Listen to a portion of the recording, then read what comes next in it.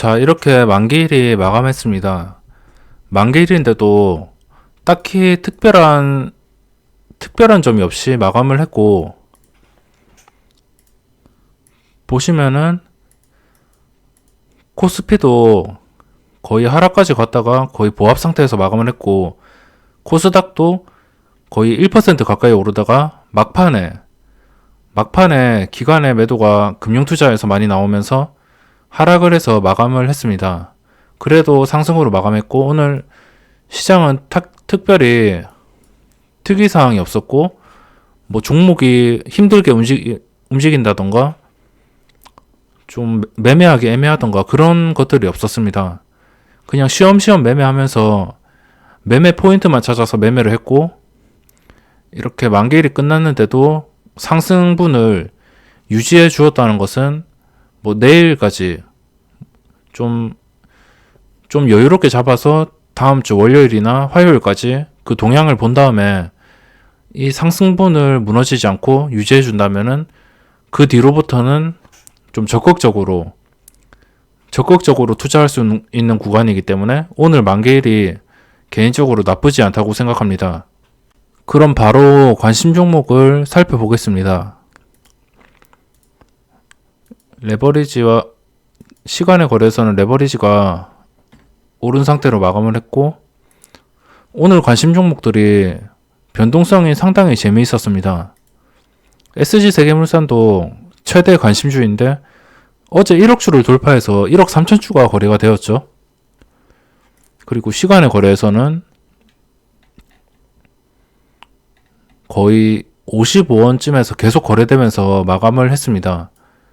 보합까지 올라오지 않고 1% 정도 떨어져서 마감을 했으며, 저는 이런 차트를 좋아합니다. 거래량도 훌륭하고 차트도 완벽하기 때문에 이런 종목들은 뭐 신규 진입자 입장에서는 잠시 쉬어가 준다면 그때 매수 기회가 될 것이고, 계속 들고 계시는 분들은 어제부터 상한가 먹고 계속 들고 가시는 분들은 그냥 거래량만 믿고 계속 들고 가시면 될 것 같습니다.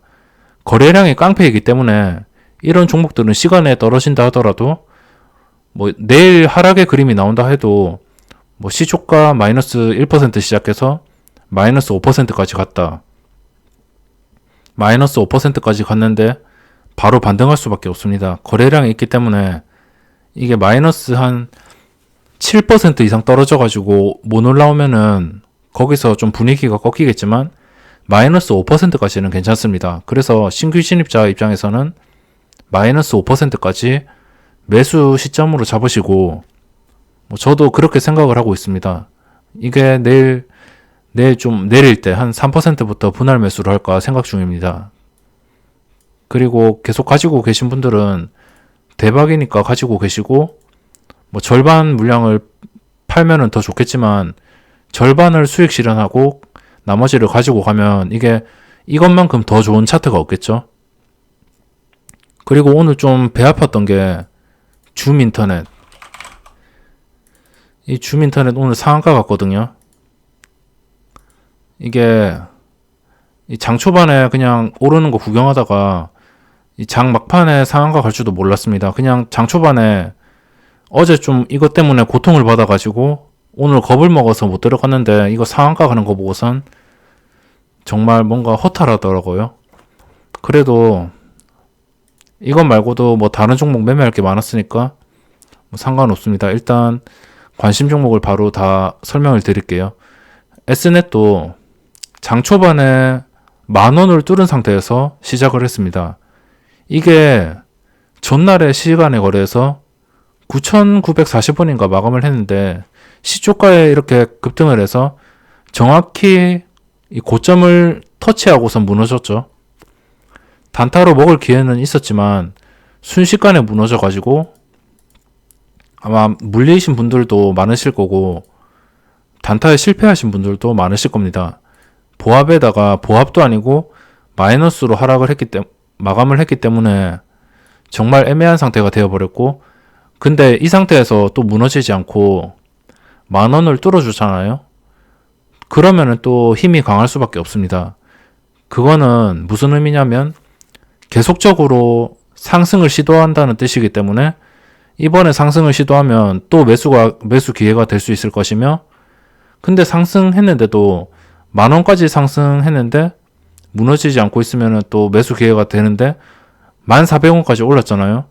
근데도 또 다시 10,000원을 깨고 무너진다. 이때는 무조건 손절을 하셔야 됩니다. 돌파할 자리에서 또 저항을 받으면은 무너질 수밖에 없거든요.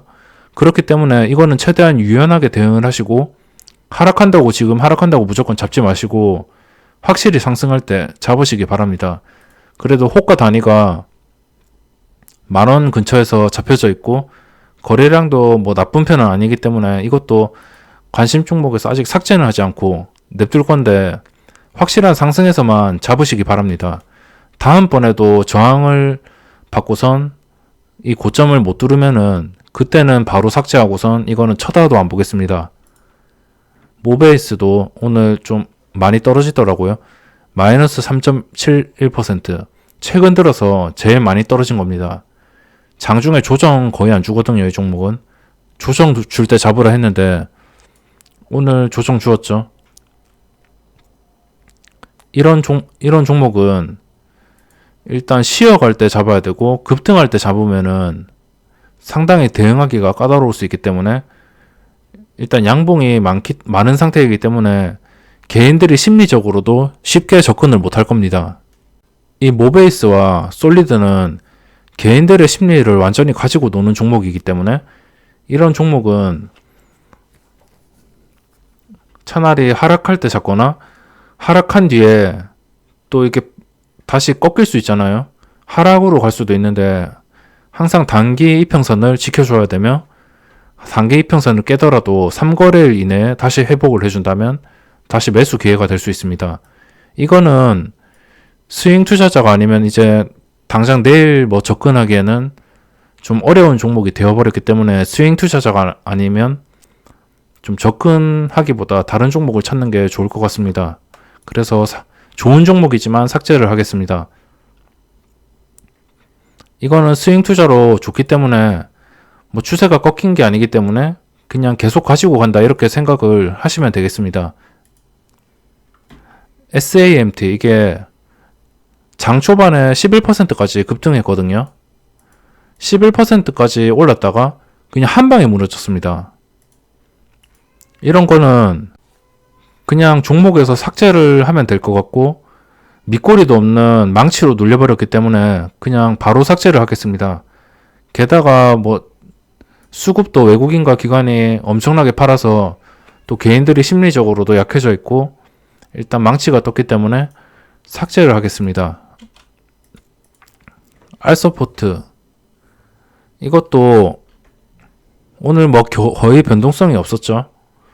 거의 변동성 없는 상태에서 보합에서 마감을 했고, 그 다음 상승을 위해서 준비하는 단계인 것 같습니다.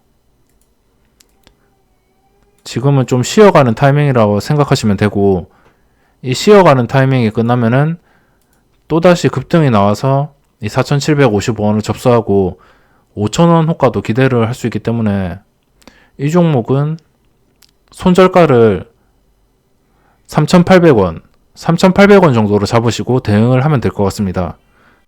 스윙으로도 적합하지만 이날 저가를 또 깨버린다면 다시 이 황금선을 깨고선 다시 올라가기 힘든 상태가 될 수 있기 때문에 3,800원 정도를 손절가로 잡고 대응을 하면 될 것 같습니다. 단타로는 뭐 한 4,300원 근처까지 오려고 할 때 한 장중에 4,200원, 오늘 고점이 4,200원이죠.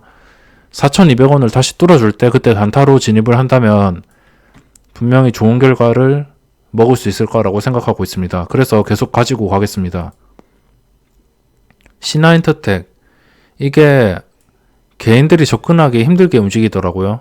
오늘도 심리적인 호가 단위인 5,000원을 돌파를 했었는데 그대로 다시 무너지고 시간에 거래해서 1% 정도 상승했습니다.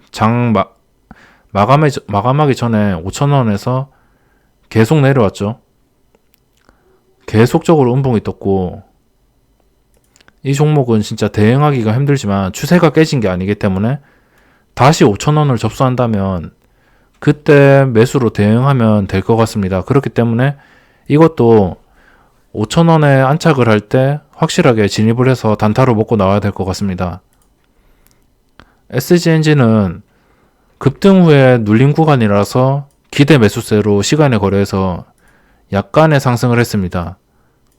찝찝한 게 42만 주를 걸어놓고 대놓고 매수를 유도한 게 좀 찝찝하긴 하지만 차트상으로는 거래량도 살아있고 정확하게 시어가 주었기 때문에 이것도 기대가 되기 때문에 아직 관심 종목에서 삭제를 안 하고 내일 시초가를 보고선 대응을 해야 될 것 같습니다.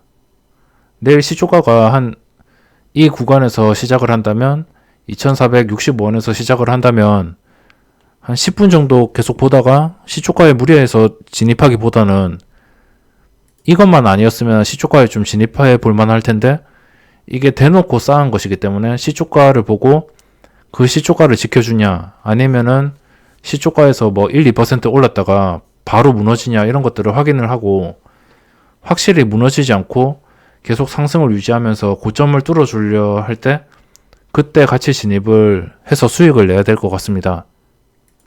그게 아닌 이상은 무리하게 시초가에 진입할 이유가 없어 보입니다. 그리고 오픈 베이스 이것도 정확한 눌림 이후에 급등을 했죠. 거의 24%까지 급등을 했습니다. 이거는 시세를 이날 크게 주었기 때문에 관심 종목에서 삭제를 하겠습니다. 이렇게 5개가 남았고 새로운 종목들을 빨리 찾아보고 마감하도록 하겠습니다. 코스피의 거래량 상위는 SG세계물산이고 그 뒤에 여러가지 후속주들이 있고 영화금속은 완전히 눌려버렸습니다. 이 영화금속이랑 새우 글로벌 테마들은 항상 이렇게 음봉이 많이 뜨더라고요. 그래서 종목의 패턴을 아신다면 쉽게 대응을 하실 수 있습니다. 영화금속이 그동안 계속 그냥 이게 이슈로 오르는 거잖아요. 그냥 한 타이밍 오르고 마는 거. 그렇기 때문에 이런 종목에 잘못 들어갔다가 크게 물리기 때문에 이런 종목은 그 전에 흘러왔던 패턴을 확인하시고 대응을 하시는 게 좋습니다. 아무리 거래가 터지고 장중에 올랐다고 하지만 이 갭상승으로 올랐다 하지만 갭상승이 16%라고 무조건 접근할 필요는 없습니다. 고려산업도 완전히 쉬어가졌죠. 근데 시간의 거래에서 크게 떨어졌습니다. 3,185원까지 떨어졌는데 3%나 떨어졌기 때문에 약간 애매한 구간이 됐습니다. 거래량이 살아있고 패턴이 살아있습니다. 시간의 거래에서 적지 않은 수치가 떨어졌기 때문에 이거는 관심 종목에 넣을까 말까 이렇게 계속 고민을 하다가 결국에 넣지 않았습니다. 하루 정도 더 지켜본 다음에 넣을 것이고 이거는 하루 이틀 정도 더 지켜봐야 될 것 같습니다. 코스피는 이렇게 간단하게 살펴보고 코스닥 거래량 상위들을 보면 이 DR텍도 한번 쉬어갈 때 접근을 해봐야 될 것 같네요. 여러가지 종목들이 오늘 좀 다양하게 상한가를 갖고 다양하게 급등을 했습니다.